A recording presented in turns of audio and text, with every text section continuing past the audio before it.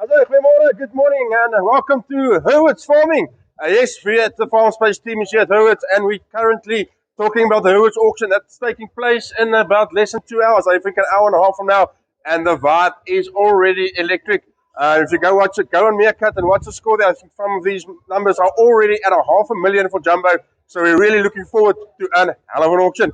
But let the boss do the talking. I've got Simeon here with me, and he's going to tell me what his feeling is and how he's thinking this one is going to go down. Simeon, good morning. How are you? Dennis, I'm laughing at your intro. You should work for SuperSport rather, man. You're fantastic. I'll send my CV through. Simeon, we had a great response from the breeders last night. Everybody having a nice time, enjoying the vibe, enjoying some live entertainment as well. But it's come to this now. Everyone is here. We've got SwiftVee, we've got MEERKAT. There's already pre-bidding happening. And just something excitement. I've got goosebumps standing here. So, Dennis, thanks very much. And credit to you as well. You're part of the team and the work Farmspace does and everything. No, look, we put in a lot of effort, as we know and as we say, and the intensity, the build-up. It's almost the adrenaline that works, for this auction.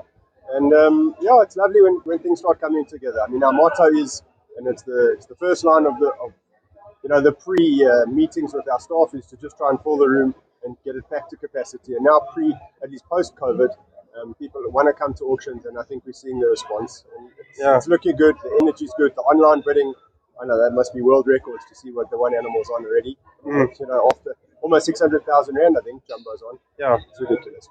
But let's see what happens, and I hope everybody gets what they want. Yeah, no, but it's nice to see that people are taking Jumbo seriously. People want to get involved, and this is more than just the animal. This is taking a breed forward, and he's one of those animals that does that. Now it's funny that on the screen right now behind you, well planned here. But Simeon, it's more the females on this auction is something to talk about. There's a lot of 3-in-1s.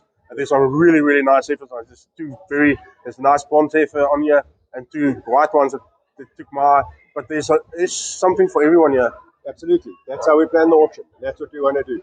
It's not an elite and it's auction. It's obviously a prestige auction as far as we are concerned. But there must be an offering for everybody, from the bulls, from the females. The commercial offering is also outstanding. And I must thank the gesels as well for the animals that they've brought. Henk and Martinez. No, but in general, the auction must be balanced.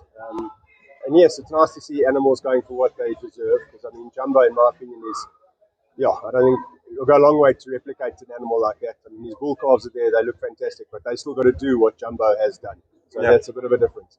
But in general, very happy with the offering. Very balanced. The screeners did a good job yesterday. I think I'm happy with what they did. It's so far so good. Yeah, now they come here always with the best screeners.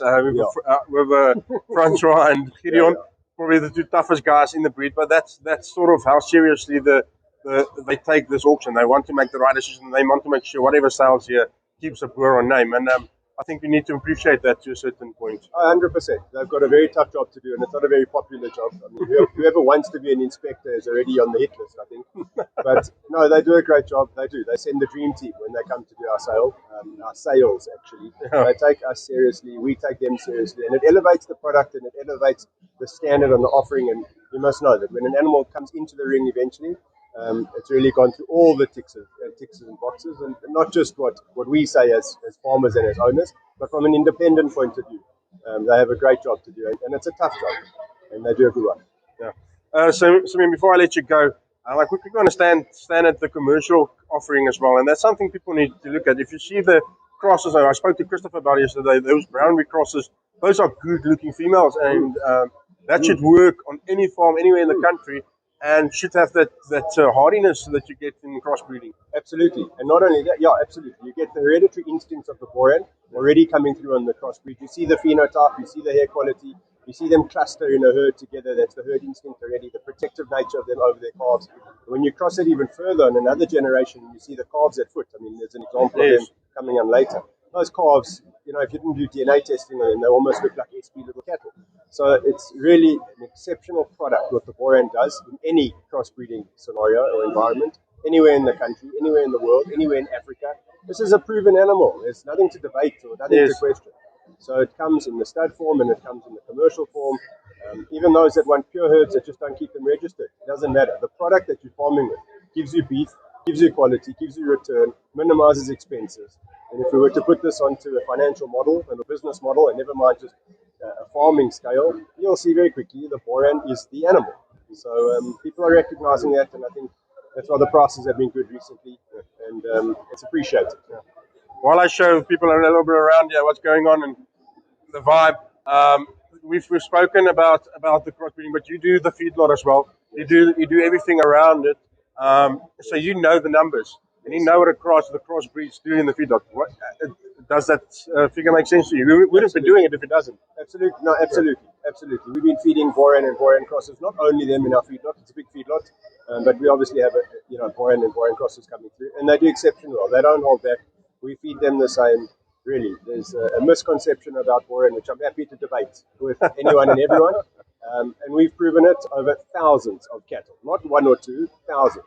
And it actually by chance happened out of a crossbreeding project that we brought in from Afrikaner cross Boran. They surprised us immensely, and then all of a sudden, we thought, what does this actually do and what has it got in it? It's got an explosion and it's got a potential.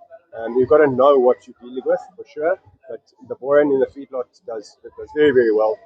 When you background them, even when you bring them in a bit later, they finish off quickly, and they are just magnificent cattle in any way you plug them into the beef scale. Really, they're fantastic. Simeon, looking forward to the auction. Talk to you afterwards. And have a good one. I know you've got a few things to do and a few clients to meet. So I'm going to let you go, and let's go on with a great auction. Thank you. All the best. Okay, there you have it. Simeon Hurwitz here. Make sure you watch us live. You can either use MEERKAT, you can use SwiftVee, or you can just watch it live on Facebook and our YouTube channel. We will be streaming live there. And don't forget the Hulle Francis are also around the corner here. And you can watch Andre there on their auction as well. Until next time, cheers.